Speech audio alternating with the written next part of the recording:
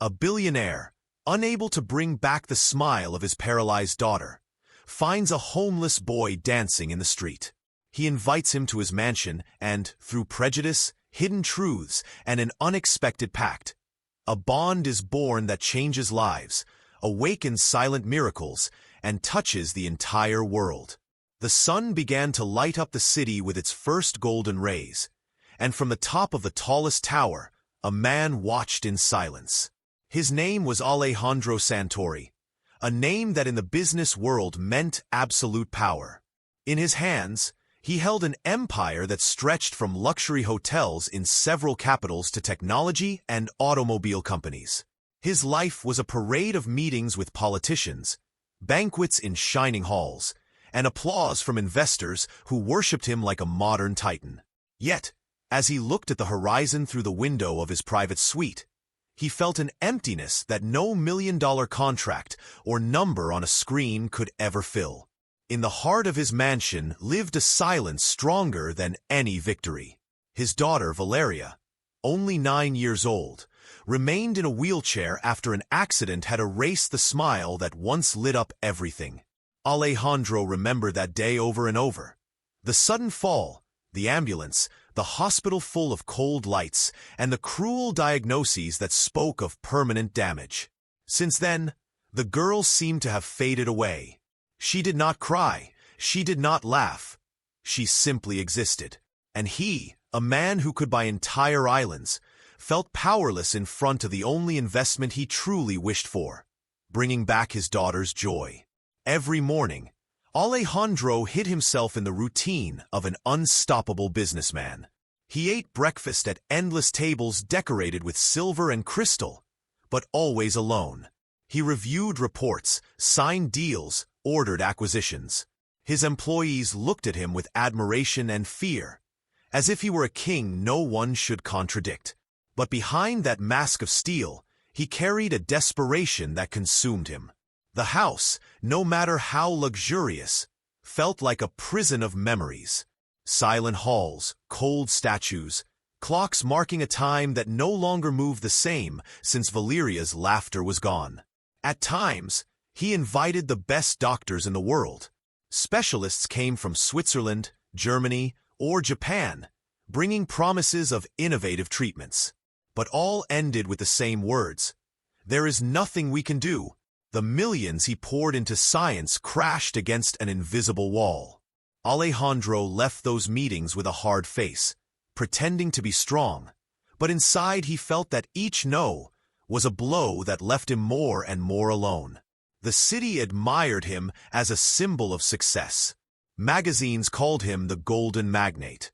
But deep down, Alejandro knew his life was painted in gray. At night, he sat next to Valeria's bed, held her hand, and tried to tell her stories. The girl stared at him with her big, still eyes, and he searched for a spark that would confirm hope still remained. But that spark appeared only rarely. It was as if she was trapped behind an invisible wall he did not know how to break. One morning, different from the others, found him standing on the main balcony. The city woke with its usual chaos.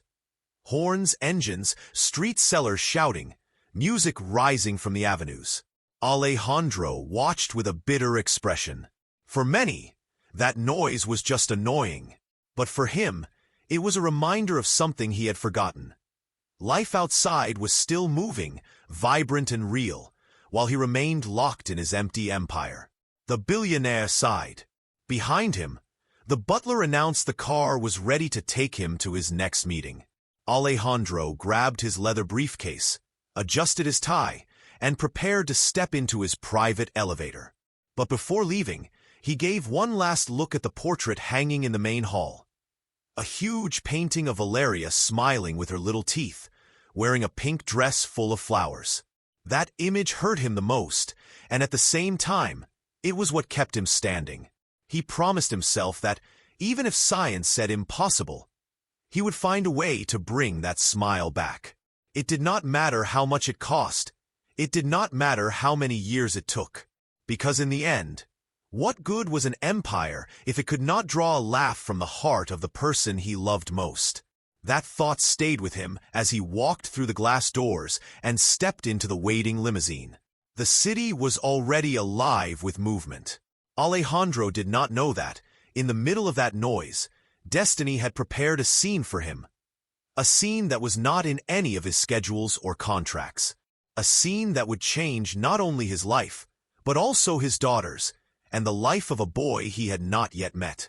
The limousine moved slowly through the morning traffic.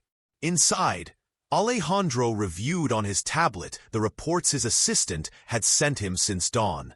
Numbers, projections, and graphs seemed to speak of a secure future. Yet none of it could shake off the shadow that followed him since leaving the mansion. The memory of Valeria's portrait, with that lost smile, kept him tangled in a heavy silence. The driver, used to navigating crowded avenues, braked suddenly at a red light. The vehicle stopped at the corner of one of the busiest areas of the city. Alejandro lifted his eyes only out of habit, without real interest in what was happening outside. He was used to looking through the tinted windows, as if they were a wall protecting him from the world's noise. But that morning, something different caught his attention. In the middle of the crosswalk, among street vendors and hurried passers-by, a boy spun to the rhythm of faint music coming from an old speaker. He wore worn-out clothes, pants with torn knees and a t-shirt stained by time. His feet, barely covered by tired sneakers, tapped the asphalt with precise rhythm. The boy danced, not with the clumsiness of someone improvising, but with the devotion of someone who carried dance in his bones. Without realizing, Alejandro leaned forward. The music was just a thin metallic sound, but the dignity with which that child moved his arms and spun among horns and shouts was hypnotic. It was not performance, it was survival. He danced as if every movement was a matter of life, as if the asphalt was both stage and shelter. A small crowd stopped to watch. Some smiled, others tossed coins into a cardboard box at the side. The boy, however, did not beg with his eyes. He did not ask for pity. His face showed focus, effort, and something deeper. A dignity that could not be broken, not even by the misery around him. Alejandro felt a strange knot in his throat. In his world of luxury, art had always been tied to expensive theaters, prestigious academies, and shows reserved for the few. Seeing it there, raw, stripped of ornaments, turned into a lifeline for a boy who had lost everything, disarmed him in a way he never expected. The driver cleared his throat, uncomfortable, as if the scene meant nothing. "Sir, once the light changes we can move," he said in a neutral tone. But Alejandro did not answer. For the first time in a long while, he stopped looking at his tablet, stopped thinking about meetings, and simply watched. As the boy finished a spin, he lifted his head, and for an instant, his eyes met the tycoons behind the dark glass. It was just a fraction of a second, but Alejandro felt pierced by that gaze. There was hunger in it, yes, but also fire. A fire that reminded him of something he had lost in himself. The ability to fight without calculating every risk, to give himself fully without the promise of success. The light turned green, and the cars behind began to honk, impatient. The nervous driver accelerated. The limousine moved forward, leaving the boy behind, shrinking into a small dot in the rear-view mirror. Still, Alejandro did not look away until the corner had disappeared completely. For the rest of the ride, the reports in his hands felt like empty paper. His mind could not let go of that image. A boy dancing in the street as if every step was a defense against life itself. That dignity, so different from the kind he knew in golden halls, had struck him with unexpected force. He crossed his arms and took a deep breath. Something inside him was stirring, as if fate had knocked on his window at an ordinary traffic light. He did not know it yet, but that brief instant, caught between red and green, would be the beginning of a story that would shake every certainty he had. Traffic kept moving, but in Alejandro's mind the lights still felt red. The boy was already behind him, yet his eyes remained. They were sunken, marked by lack of rest and the harshness of the street, but with an intensity Alejandro could not ignore. They were not begging eyes. They shouted resistance, as if refusing to surrender to the life they had been given. The businessman was used to looking at people through barriers. Office windows, dark car glass, screens filled with statistics. Those walls kept him safe, protected from any contact with a reality he considered foreign. But the boy's gaze, brief as it was, had pierced that wall like lightning, forcing him to remember that beyond his walls of luxury, there was a world he could not buy. He leaned back against the leather seat. He tried to return to the numbers, to distract himself with the presentations waiting for him. Nothing worked. In his memory, the broken sound of the boy's speaker kept echoing. An improvised melody, rough, almost off-key, but alive. Alejandro thought about the irony. He had hired the best musicians to play at his private parties, funded orchestras, bought collections of old records, and yet, that tired street music had left a mark deeper than any of the others. The car turned onto a wide avenue, and the buildings began to look more elegant. The city changed its skin, as if trying to hide poverty behind shiny facades. Alejandro looked outside again. He saw men in suits walking fast, women carrying bags from exclusive stores, young people laughing together. Everything seemed in order, in its place. And still, inside him, the image of the boy clashed like a note no one could silence. The driver, curious about his boss's unease, dared to ask, "Are you all right, sir?" Alejandro blinked, surprised at the boldness. It was unusual for anyone to break the silence during these rides. "Yes," he answered dryly. "I'm just thinking." He could not admit that what distracted him was not a pending deal or a risky investment, but a boy dancing in the middle of the street.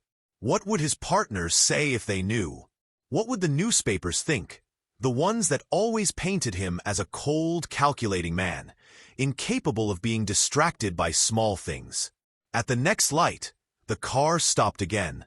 Alejandro looked outside once more, almost hoping to find those eyes again. Though he knew it was impossible, the boy would be far away by now, lost among corners, repeating his routine in front of other cars, collecting coins barely enough to eat.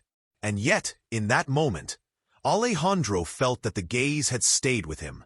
It was like a mirror forcing him to question himself. When was the last time he had that kind of fire in his own eyes? When had he stopped living just to maintain his empire? The sound of his phone broke the thought. It was a call from his closest partner, insisting on the importance of the meeting. Alejandro answered with short words, without enthusiasm. When the call ended, he realized something had changed. For the first time in years, what waited for him at the office seemed irrelevant. That day, instead of feeling proud of his packed agenda, he felt empty. The image of the boy haunted him at every light, every corner. And the most disturbing part was not the poverty he had seen, but the dignity with which that child danced despite it. When the car finally stopped in front of the glass tower bearing his name, Alejandro took a deep breath. He knew he had to go in, face the shareholders, and speak with his usual firm and cold voice. But inside, an echo kept calling him. The borrowed music, the steady steps, and above all, the boy's gaze. A gaze that, in only a few seconds, had achieved what no doctor, no psychologist, no years of therapy had done.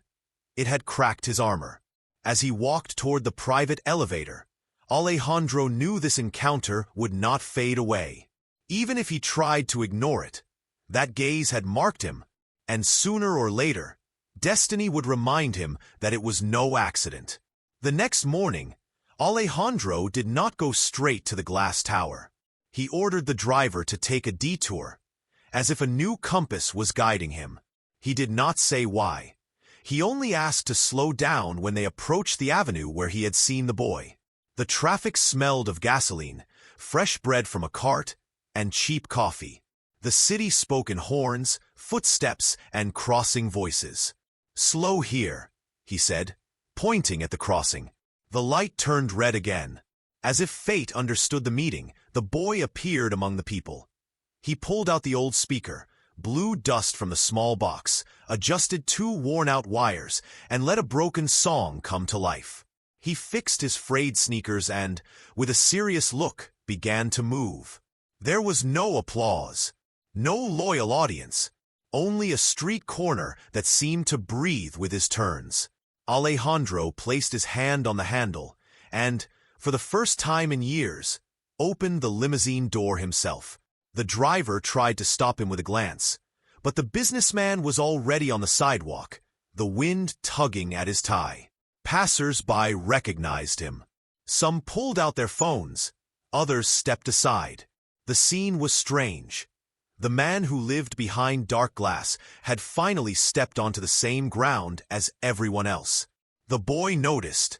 His dance faltered for a second, as if his body asked whether he should run. Then he continued. Alejandro did not step forward to impose his presence. He moved with respect, stopping at a careful distance. He looked at the boy, then at the speaker. In his pocket, his phone vibrated with messages from the board meeting. He ignored them. "What's your name?" he asked calmly.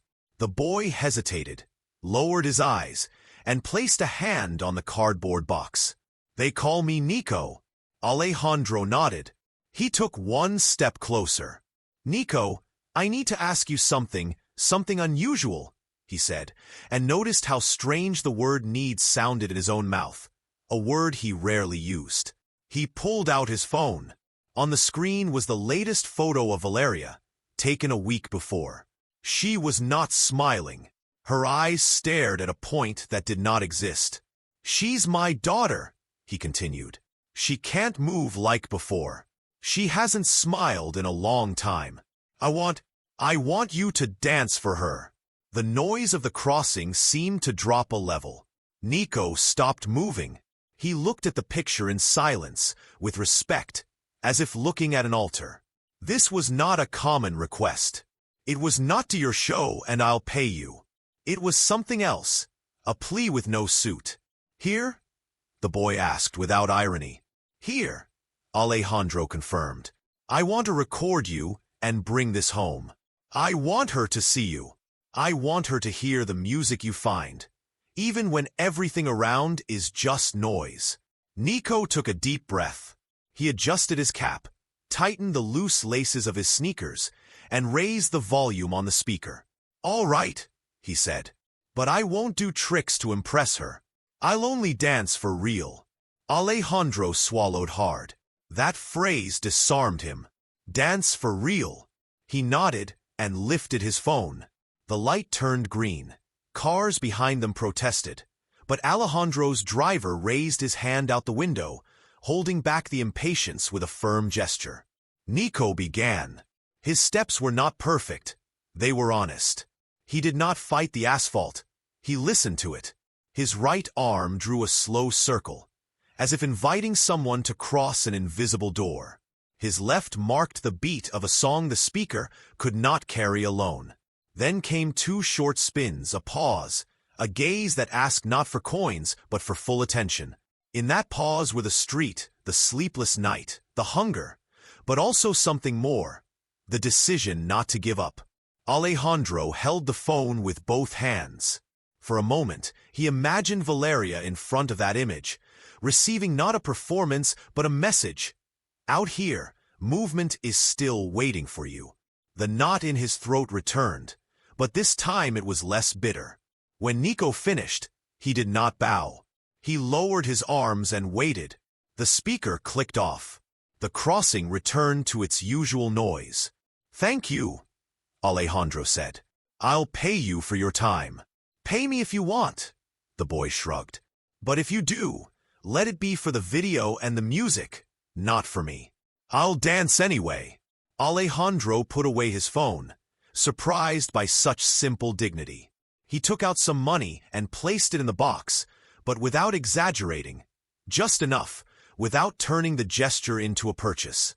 Then he breathed like someone making a responsible decision.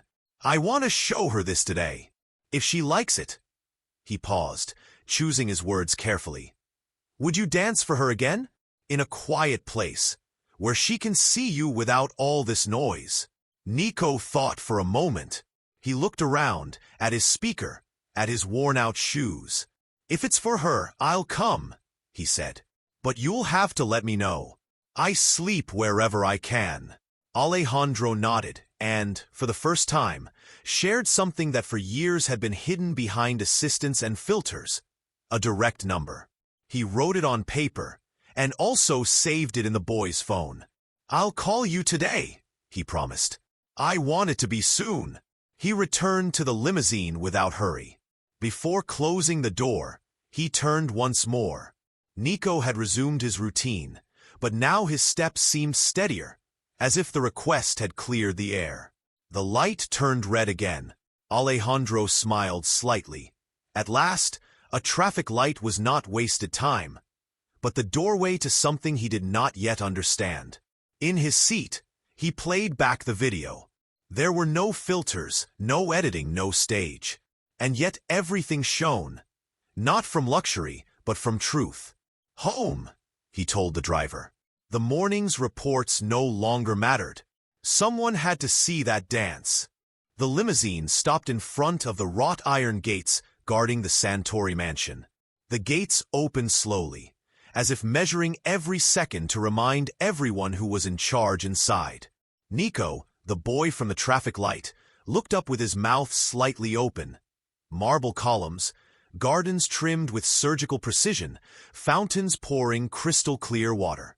It was another planet compared to the corner where he usually danced. Alejandro stepped out first. With a wave of his hand, he signaled him to follow. Nico hesitated. He still carried the speaker under one arm and a worn backpack on his shoulders. His steps were unsure, not from fear of the magnate, but because the perfection of this place made him feel like a stain on a white canvas. As soon as they crossed the main threshold, two maids exchanged looks. One of them, in charge of cleaning, pressed her lips as if she had spotted a mistake on the red carpet. The butler, a man with gray hair and a flawless suit, stepped forward with a stiff gesture. "Mr. Santori," he said softly, bowing. "Who is this boy?" Alejandro did not answer right away.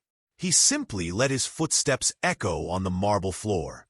The boy behind him felt the stairs like needles on his skin. The golden portraits of ancestors, the hanging chandeliers, the furniture with shiny inlays. Everything seemed to ask him what he was doing there. Finally, the businessman spoke calmly. "He is a guest, and he will be treated as one." The butler, though surprised, lowered his head in obedience. Not all the staff were as discreet. Two security guards whispered to each other. "What if he's hiding something? Look at how he's dressed. This isn't safe." Alejandro's glare silenced them. Neither dared to continue. As they walked through the endless hallways, Nico held the speaker tighter. His eyes moved constantly. A black grand piano in a huge room, marble statues, windows overlooking the private garden. The contrast was so brutal it was hard for him to walk. He felt that at any moment someone would point him out and throw him out. They climbed carpeted stairs. The tension was thick enough to cut. Every servant they passed looked at the boy as if he were an invisible threat. Poverty that could stain wealth. They did not know what was worse, his worn-out clothes or the quiet confidence with which he followed Alejandro without lowering his head. At last, they reached a large double door, thick and carved from wood. Alejandro placed his hand on the knob and paused. He turned to Nico. "She is here," he said gently. "I want you to dance, not for me, but for Valeria." The boy swallowed hard. He had never planned for a room like this. He knew that on the street, people watched him for a minute and then left. Here, someone was truly waiting. Alejandro opened the door. The room was bathed in the light of the afternoon. In the center, a large bed was surrounded by shelves with children's books and toys that looked new but lifeless, resting in painful silence. Valeria was there, sitting in her wheelchair, her hair tied back, her gaze fixed on the window. Not a single reaction at her father's entrance. Nico froze at the doorway, not because of the luxury, but because of the stillness of the girl. He had never seen so much quiet in such a young face, and that quiet weighed heavier than the noise of any avenue. Behind them, the staff kept watching from a distance, uneasy, as if this experiment was a mistake. No one said it out loud, but all thought the same. What could a street boy do that the world's doctors had not? Alejandro leaned toward his daughter. "Valeria, I brought someone. I want you to see him." The girl did not reply. Her gaze stayed locked on the glass. Nico, with trembling hands, turned on his speaker. A simple melody filled the room. The boy stepped forward, aware of every suspicious look at his back, but also of the only gaze that mattered, Valeria's. The butler discreetly closed the door. Outside, the staff whispered, tense, as if they feared poverty would leave marks on the marble. Inside, however, the tension was different. The meeting of two opposite worlds was about to begin. The door closed and the room fell into silence, except for the soft hum of the oxygen machine and the ticking of a hidden clock. Valeria kept her eyes on the garden outside the window, as if the trees and flowers were the only things that mattered in her frozen universe. Nico, standing just a few steps away, felt the weight of the mansion fade, until everything shrank to this small, bright space. The old speaker in his hand seemed out of place, but when he turned it on and the first weak note filled the air, something unexpected happened. The house noise disappeared. The melody was simple, almost childlike, chosen carefully so it wouldn't scare the girl. Nico closed his eyes for a moment, as if searching for the rhythm inside himself. Then, he began to move slowly. His feet slid across the carpet without a sound, as if its softness reminded him of beach sand or the dust of the street. He raised his arms gently, drawing circles in the air, and tilted his head as if greeting someone invisible. There was no audience to clap, no coins to fall into a box. Only an unmoving girl, her father watching with restrained hope, and staff behind the door trying to listen. Valeria didn't turn her head at first. Her eyes stayed fixed on the horizon. But something shifted when the boy moved a little closer. It wasn't a sudden change, just a blink, different from the others. The sound of the speaker and the faint scrape of Nico's worn sneakers against the carpet created a kind of hypnotic whisper. It seemed like he wanted to tell a story without words, one that could only be understood through the body. Alejandro stood in a corner, afraid to move. He saw Nico's effort to be gentle, not to intrude, to turn a street language into a delicate one that might reach where the girl was locked away. The businessman found himself breathing slower, following the rhythm of those steps. From the door, the butler and a nurse watched warily, ready to step in at any moment, as if the music were a threat that could break Valeria's fragile stillness. The girl remained motionless, but a strand of hair fell onto her forehead, and for a moment, her eyes left the garden to follow Nico's movement.